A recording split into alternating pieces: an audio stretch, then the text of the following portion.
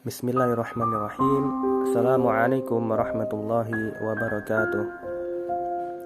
Innal hamdalillah nahmaduhu wa nasta'inuhu wa nastaghfiruh wa na'udzu billahi min shururi anfusina wa min sayyiati a'malina.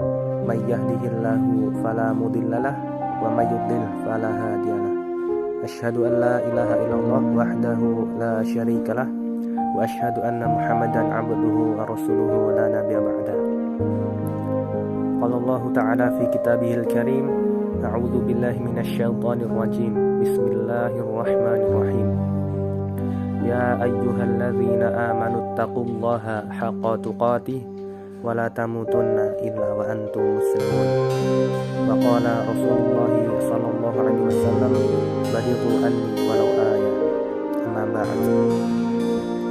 Teman-teman sekalian yang insyaallah dirahmati oleh Allah Subhanahu wa taala,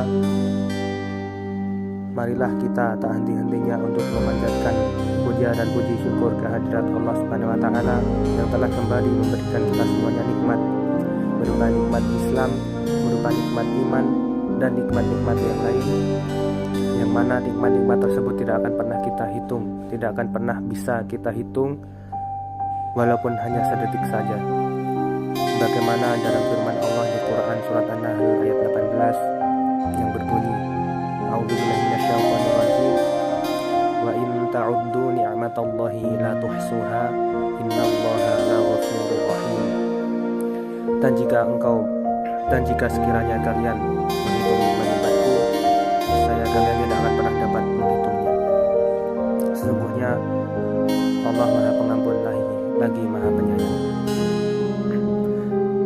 Teman-teman sekalian, dari firman Allah tersebut dapat kita simpulkan bahwasanya kita tidak akan pernah dapat menghitung nikmat Allah yang telah diberikan kepada kita.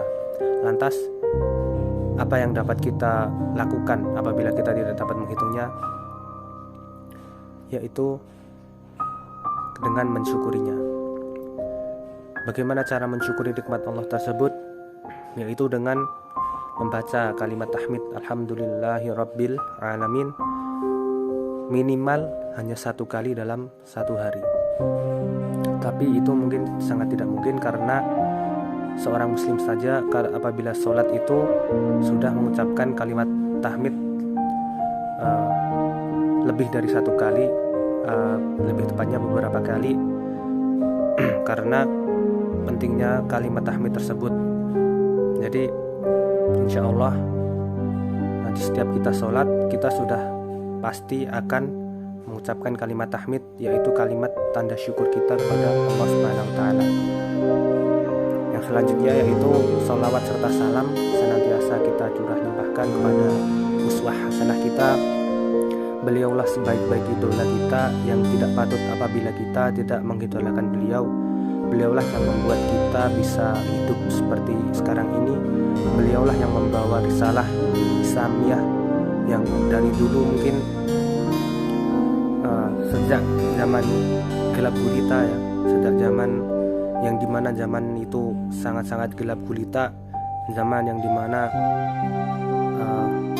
banyak sekali kekejaman, banyak sekali kejahatan.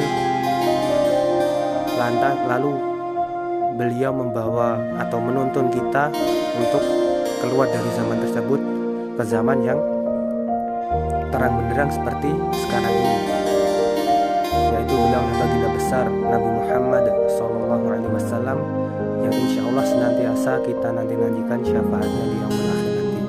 Amin amin ya rabbal alamin. Teman-teman sekalian yang insya Allah dirahmati oleh Allah Subhanahu wa taala, wabah virus corona atau COVID-19 telah menimbulkan kekhawatiran masyarakat di berbagai dunia, termasuk Indonesia.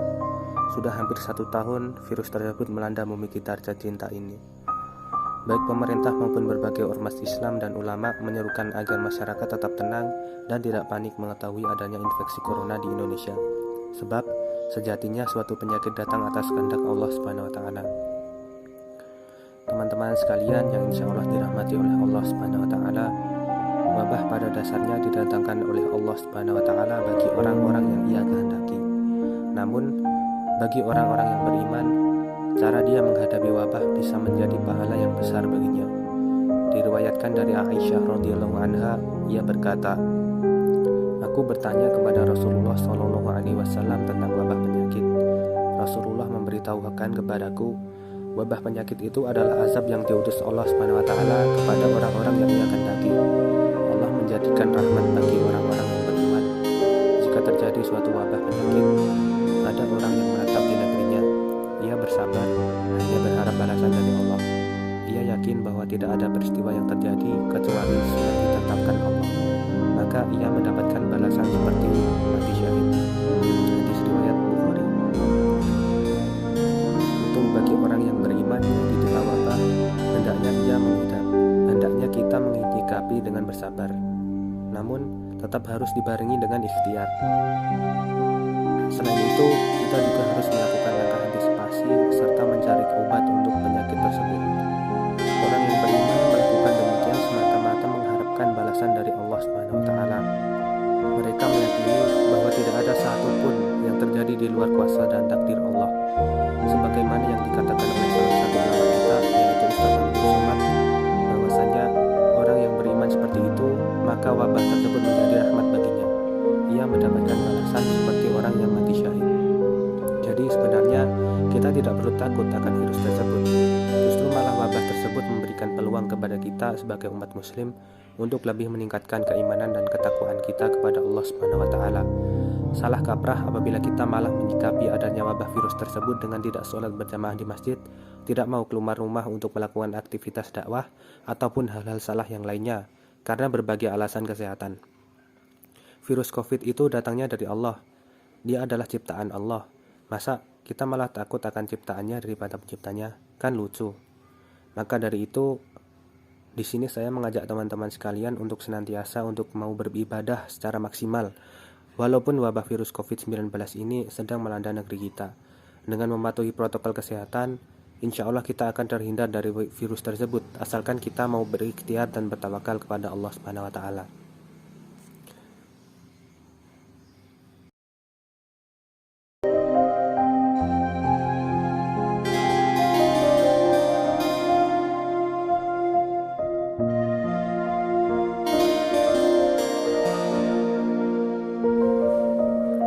Baik, demikianlah yang dapat saya sampaikan. Semoga sedikit ini dapat menjadi banyak asbab kita untuk lebih mendekatkan diri kepada Allah Subhanahu wa taala.